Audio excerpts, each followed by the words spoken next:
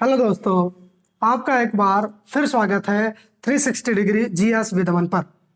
आज की टॉपिक है नीति निर्देशक तत्व, डायरेक्टिव प्रिंसिपल्स। देखेंगे कि इस टॉपिक से रिलेटेड आपके एग्जाम में कैसे प्रश्न बनते हैं। अगर हम बात करें कि नीति निर्देशक तत्वों का उल्लेख भारतीय संविधान में किस भाग में किया गया है, तो भाग 4। भाग 3 को हम पीछे पढ़ चुके हैं, जिसमें मौलिक अधिकारों का उल्लेख है। अगर हम अनुच्छेद की बात करें कि किस आर्टिकल में जिक्र है नीति निर्देशक तत्वों का, तो अनुच्छेद होगा 36 से 51। ये ध्यान रखिएगा।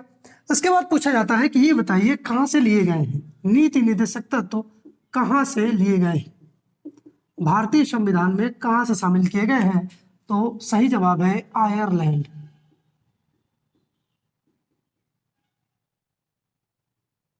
ये ध्यान रखिएगा। इसके अलावा अगर आपसे पूछे कि आयरलैंड ने भी भारतीय जो है अपने स्थान पे स्पेन से ग्रहण किया था, तो ध्यान रखिएगा ये थोड़ी सी बातें। आयरलैंड ने नीति निर्देशक तत्वों को कहां से ग्रहण किया है, तो वो ग्रहण किया है स्पेन से। कभी कभी ऐसा पूछ देता है कि आयरलैंड ने नीति निर्देशक तत्वों को कहां से ग्रहण किया था, तो सही उत्तर है स्पेन। इसके अलावा अगर हम बात करें कि नीति निर्देशक तत्वों की जो है उद्देश्य क्या है, पर्पज क्या है, किस उद्देश्य से नीति निर्देशक तत्व भारतीय संविधान में शामिल किए गए, तो उद्देश्य, नीति निर्देशक तत्वों का उद्देश्य है आर्थिक एवं सामाजिक प्रजातंत्र स्थापित करना।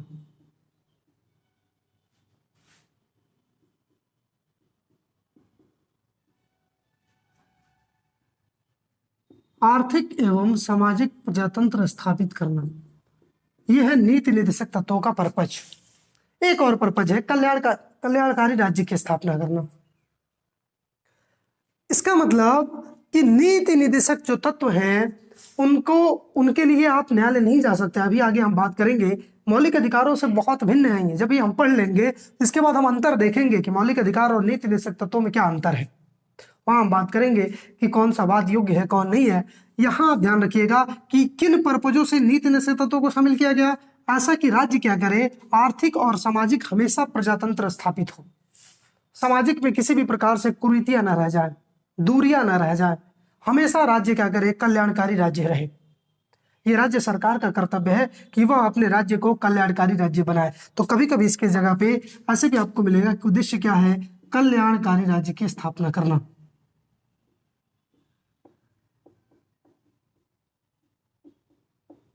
कल्याणकारी राज्य की स्थापना करना, यह शब्द यूपीएससी में आ चुका है। दोनों आर्थिक एवं सामाजिक प्रजातंत्र स्थापित करना किस भाग का उल्लेख काम है, तो ये भाग जो है 4 का काम है। यह राज्य सरकार को यह कर्तव्य है कि वह जो है ऐसी हमेशा विचारधारा रखे जिससे उससे राज्य का कल्याण हो सके। तो ध्यान रखिएगा। अगर हम बात करें अनुच्छेदों पर कि अनुच्छेद जो है कहां से शुरू है, तो 36 अनुच्छेद से आप देख रहे हैं। तो हम बात करेंगे शुरू से अनुच्छेद 36 के बारे में। आर्टिकल 36 क्या कहता है? आर्टिकल 36 कहता है कि राज्य की परिभाषा, राज्य शब्द को परिभाषित किया गया है। तो छोटा सा अनुच्छेद है, ध्यान रखिएगा।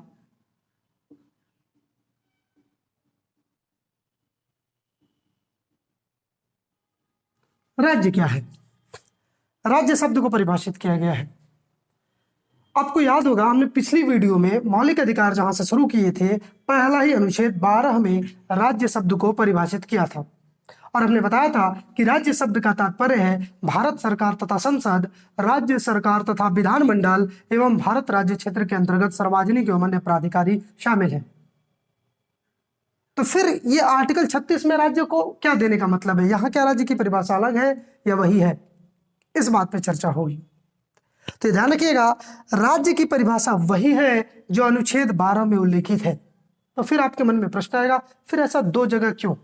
12 में तो दे चुके हैं राज्य की परिभाषा। तो इसलिए मेरे भाई कि भारतीय संविधान जो है बड़ा विस्तारित है, विस्तृत उल्लेख है इसका, लिखित संविधान है और विशाल संविधान है। अगर इसमें अलग से हम नीति निर्देशक तत्वों के लिए राज्य की परिभाषा को ना देते, तो भारत में आज जो है राज्य की परिभाषा के लिए लड़ाई हो रहा होता कि नीति निर्देशक तत्वों के हिसाब से राज्य कौन है।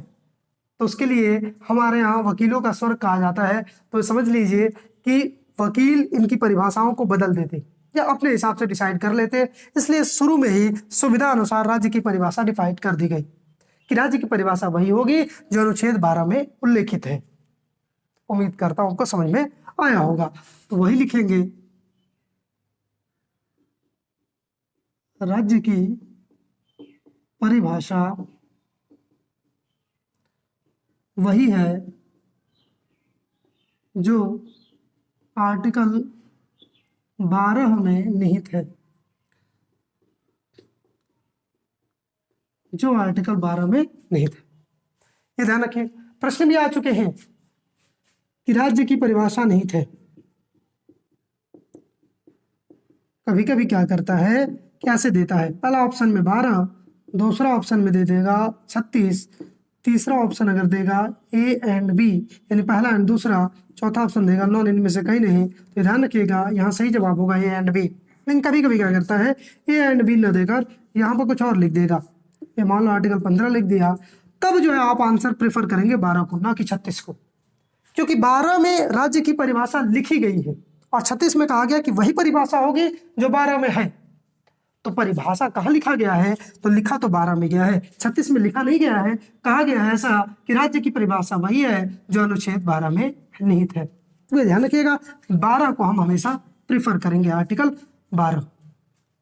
ये था सिंपल सी एक बात कि राज्य की परिभाषा किस में निहित है, तो अनुच्छेद 36 में निहित है। हम बात करेंगे आर्टिकल 37 के बारे में। आर्टिकल 37 कहता है कि इस भाग का न्यायालय में अपरिवर्तनीय होना।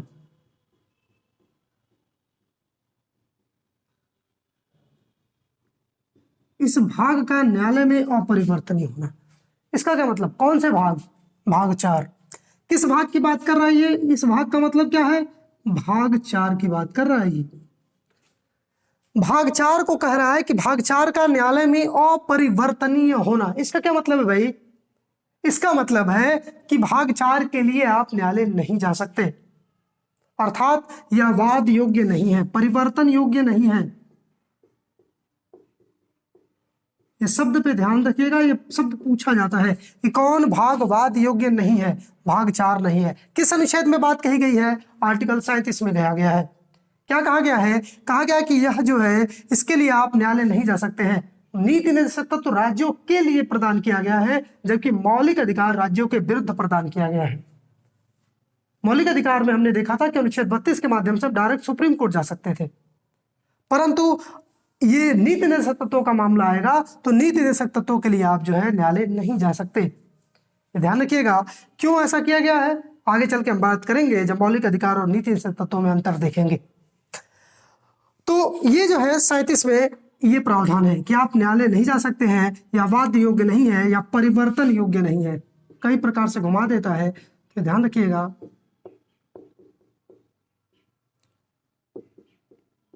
परिवर्तन योग्य या परिवर्तन नहीं करा सकते।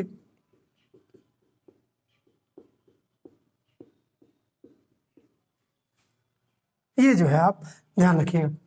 इसके अलावा जो है आर्टिकल अगर 38 की बात करें कि अनुच्छेद 38 क्या कहता है, आर्टिकल 38 कहता है यही वाली लाइन, कल्याणकारी राज्य की स्थापना करना। ठीक है, मानता हूं कि राज्य आपके पास न्यायालय कोई नहीं जाएगा आपके खिलाफ, लेकिन क्या न्यायालय न जाने का तात्पर्य है कि आपका कोई कर्तव्य नहीं है? तो अगले ही अनुच्छेद में राज्य के कर्तव्य को डिफाइन किया गया है। ये ध्यान रखिएगा, राज्य का कर्तव्य, आर्टिकल 38 क्या है, राज्य का कर्तव्य है। कैसा कर्तव्य, कि राज्य कैसा हो, राज्य कल्याणकारी हो।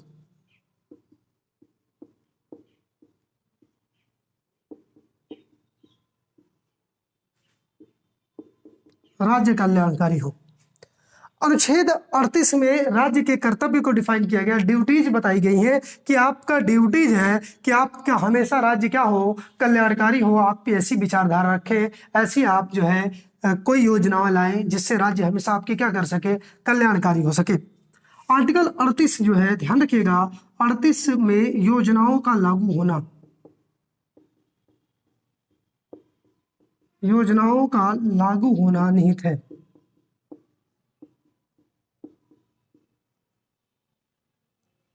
योजनाओं का लागू होना निहित है।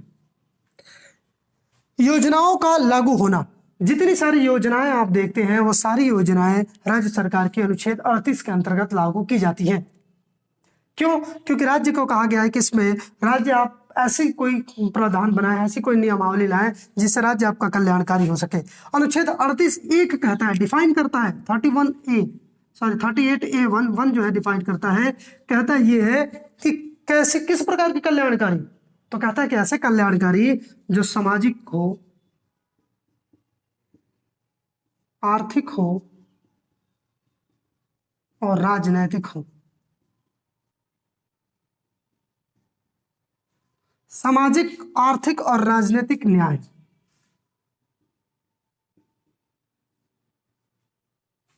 ये अनुच्छेद 38(1) में कहा गया है कि राज्य ऐसी योजनाएं बनाएगा जिसमें सामाजिक, आर्थिक और राजनीतिक प्रकार से सभी को न्याय मिल सके। किस अनुच्छेद में कहा गया है? 38(1) में। आगे चलकर हम बात करेंगे, आपको दिखाएंगे कैसे प्रश्न करते हैं। जब इन पे प्रश्नावलियां होंगी तो मैं बताऊंगा। इन शब्दों से प्रश्न आते हैं कि निम्नलिखित में से सामाजिक शब्द का उल्लेख कहाँ किया गया है। भाग 2, प्रस्तावना, या भाग 3 या भाग 4, इस तरह के ऑप्शन देता है, या इनमें से सभी, इस तरह के बड़े बड़े एग्जामों में प्रश्न बनते हैं। तो ये शब्दों पर गौर करिएगा कि किस अनुच्छेद में 3 शब्द निहित है, सामाजिक, आर्थिक और राजनीतिक। तो अनुच्छेद 38 में निहित है, 38 में। ये कहता है अनुच्छेद 38 का 1। अनुच्छेद 38 का 2 कहता है कि और कैसे कल्याणकारी होगा। 38 का 2 बताता है कि प्रतिष्ठा एवं अवसर की समानता, प्रतिष्ठा एवं अवसर की असमानता दूर हो। राज्य कैसे कल्याणकारी कर पाएगा? राज्य क्या करेगा कि प्रतिष्ठा एवं अवसर की असमानता दूर करे। ये ध्यान रखिएगा, ये प्रस्तावना में निहित शब्द है। तो प्रश्न में आपसे पूछ देगा कि ये बताइए प्रतिष्ठा शब्द कहाँ निहित है? प्रस्तावना में भी है और जो है नीति निर्देशक तत्व में भी है। तो आप जो है ये ध्यान रखिएगा, इस टाइप के प्रश्न बने हैं। पहले मूल संविधान में आर्टिकल 38 का 2 ये उपबंध नहीं था, बाद में जोड़ा गया है। जब भी कोई चीज बाद में जोड़ी या घटाई जाएगी बिना संविधान संशोधन के संभव नहीं है। तो ये संविधान संशोधन है 44 अमेंडमेंट एक्ट 1978, 44वां अमेंडमेंट एक्ट 1978 के माध्यम से 38(2) जोड़ा गया। क्या? कि प्रतिष्ठा और अवसर की असमानता दूर हो, ऐसा राज्य सदैव प्रयास करेगा। राज्य की यह ड्यूटीज है, कर्तव्य है। तो ये ध्यान रखिएगा। और ये रहे अनुच्छेद 38 जो आपके एग्जाम में प्रश्न बनते हैं। अब हम बात करें आर्टिकल 39, ये क्या कहता है? आर्टिकल 39, इसमें कहा गया है कि कुछ अनुसरणीय तत्व, राज्य को जो है कुछ अनुसरणीय तत्व दिए गए जिसको राज्य हमेशा अनुसरण करेगा।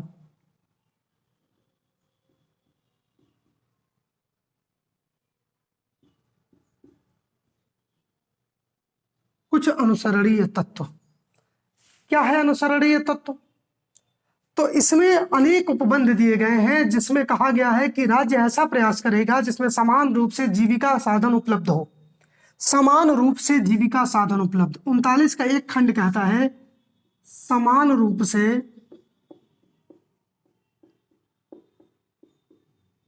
जीविका साधन उपलब्ध।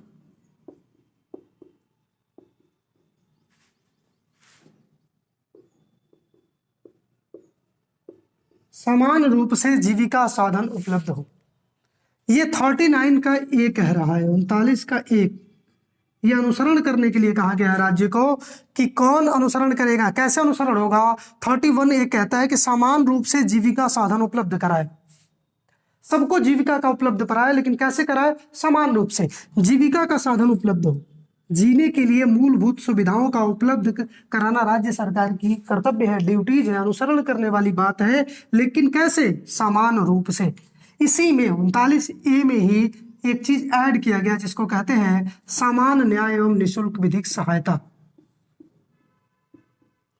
समान न्याय एवं निःशुल्क विधिक सहायता।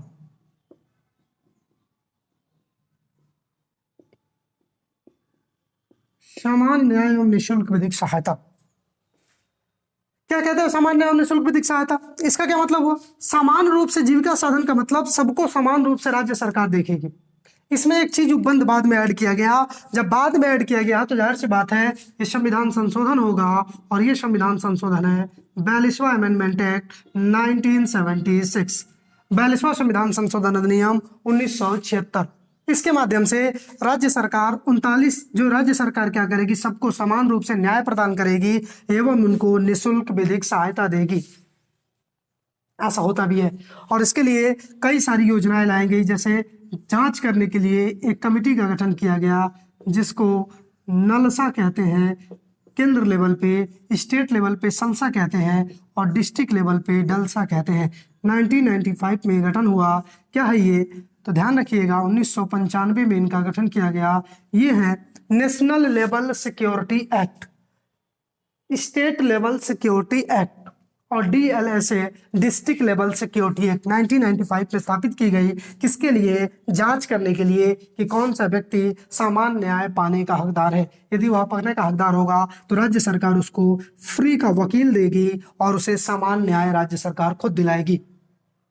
हर व्यक्ति जरूरी नहीं है कि वह केस लड़ पाए, तो इसके ऐसी हालत में सरकार उनको निःशुल्क सरकारी वकील प्रदान कराती है तथा उनके अपने खर्चे पर केस लड़वाती है। तो आप कहेंगे ऐसा कौन सा मामला? मान लीजिए किसी का कंपनी से किसी के प्रकार से लड़ाई हो गई, जो गरीब है व्यक्ति कंपनी से लड़ नहीं सकता, वो बड़े वकील कर लेंगे। तो फिर सरकार ये जांच करेगी कि क्या आप वास्तव में न्याय पाने के हकदार हैं, तो उसके लिए आपको निःशुल्क विधिक सहायता दिया जाएगा। ये ध्यान रखिएगा, बहुत बार पूछता है किस संविधान संशोधन के तहत जोड़ा गया, तो 42वां अमेंडमेंट एक्ट के तहत जोड़ा गया। किसमें उल्लेखित है? तो 39A में या क में या फर्स्ट में, जैसे ध्यान रहे आप ध्यान रखिएगा, तो ये इसमें उल्लेखित है। अगर हम 39 की जो है दूसरी बात करें, 39 का B, 39 का ख, हिंदी में चूंकि अक्सर देता है तो हिंदी में ही लिखिए 39 का क, 39 का ख। ख कहता है कि भौतिक संसाधनों का स्वामित्व जो है सरकार या नियंत्रण सरकार न करे, ऐसा न करे कि भौतिक संसाधनों का केंद्रीकरण हो जाए। भौतिक संसाधनों, भौतिक संसाधनों का स्वामित्व एवं नियंत्रण पर केंद्रीकरण न हो, सेंट्रलाइजेशन न हो। इसका क्या मतलब है भाई? इसका मतलब है कि राज्य सरकार भौतिक संसाधन, किसी भी प्रकार का यदि भौतिक संसाधन उपलब्ध करा रही है तो उसका सेंट्रलाइजेशन न हो। पता चले कि केवल मंत्री के पास न रह जाए कोई भी भौतिक संसाधन। अगर कोरोना काल में ऑक्सीजन की जरूरत पड़े तो ऑक्सीजन केवल मंत्री लोग के पास ना रहे, यह जो है सभी को, उसका सेंट्रलाइजेशन एक जगह कोई ना कर पाए। ये नहीं करे कि मंत्री साहब पहले अपने घर इकट्ठा कर ले। प्रैक्टिकल लेवल पे उदाहरण हम नहीं देखेंगे, हम किताबी लेवल पे जो है इसको समझेंगे। ऐसा करने का प्रावधान नहीं है किसी भी भौतिक संसाधनों का। तो यानी कि आप ये मत आप उठा लीजिएगा कि सर जो है ऐसा तो हुआ था, तो हुआ था, प्रैक्टिकल लेवल है, वो होने का तो भारत है, कुछ भी संभव है। तो ये जो है ऐसा राज्य सरकार नहीं करेगी या नहीं होने देगी। ये 39 के ख में कहा गया है। 39 का ग कहता है कि धन एवं उत्पादन पे, यही बात बस कहा गया है, और इसमें दो शब्द जोड़े गए हैं, धन एवं उत्पादन। पैसा आ जाए अगर कहीं से, या कोई वस्तु उत्पादित की जा रही हो राज्य द्वारा, उत्पादन पर जो है केंद्रीकरण न हो। वही बात पूरी लिखेंगे, स्वामित्व एवं नियंत्रण पर केंद्रीकरण न हो, स्वामित्व पर केंद्रीकरण न हो। ऐसा ना हो कि धन का केंद्रीकरण होने लगे, या कोई चीज राज्य सरकार अगर उत्पादित कर रही है तो राज्य सरकार उस पर केंद्रीकरण करने लगे, तो ऐसा न होने चाहे। 39 का घ बहुत महत्वपूर्ण है। हमेशा पूछा जाता है समान कार्य के लिए समान वेतन, समान कार्य के लिए, ये दोनों आप अनुच्छेद ध्यान रखिएगा। आगे चलकर मैं आपको अंतर दिखाऊंगा इन दोनों को, इन दोनों का काम है इसलिए मैंने इनको पढ़ाया है। अभी आगे चलकर हम जब नीति निषेध तत्व खत्म कर लेंगे तो हम आपको बताएंगे लड़ाई हुई है कि कौन बड़ा है, नीति निषेध तत्व बड़ा है या मौलिक अधिकार बड़ा हुआ है। सरकार और संसद में जो है न्यायालय में खूब जम के लड़ाई हुई है, उस लड़ाई में इन दोनों अनुच्छेदों का काम है। तो फिर मैं वहां आपसे रिवीजन करूंगा। ये शब्द आएगा कि भौतिक संसाधन और धन का जो है केंद्रीकरण न हो, कब का और कहाँ कहा गया है, तो 39 ख और ग में। समान कार्य के लिए समान वेतन,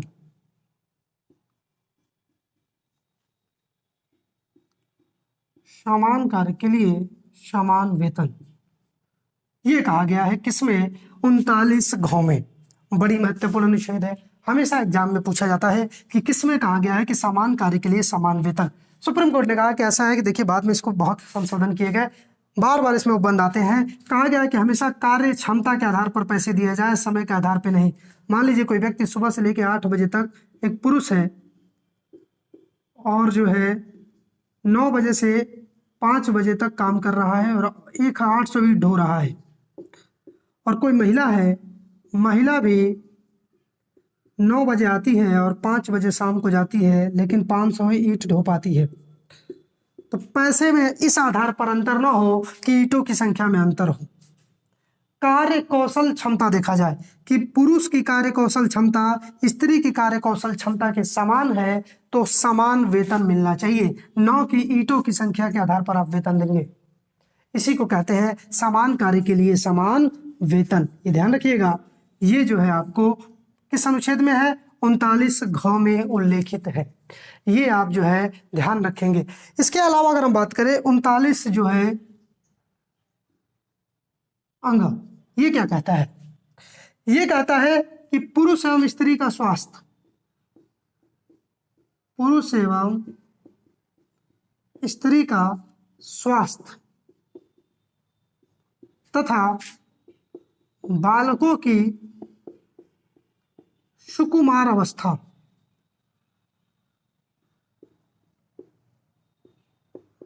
बालकों की सुकुमार अवस्था, इसका सरकार ध्यान रखेगी। राज्य सरकार क्या करेगी कि बालकों की सुकुमार अवस्था का क्या करेगी, ध्यान रखेगी।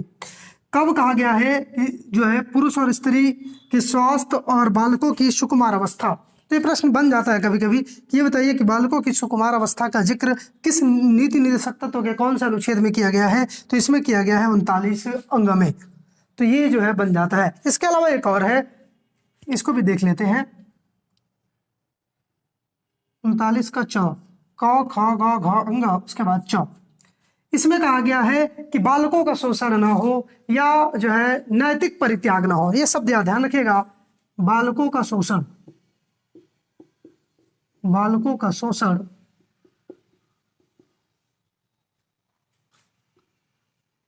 एवं नैतिक परित्याग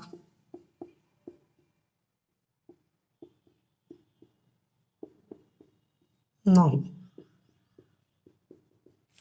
ये कहा गया है 39 च में। ये ध्यान रखिएगा, ये जो है आपके आर्टिकल 39 के पूरे उपबंध है। ये मूल संविधान में नहीं था, नैतिक परित्याग बाद में जोड़ा गया है।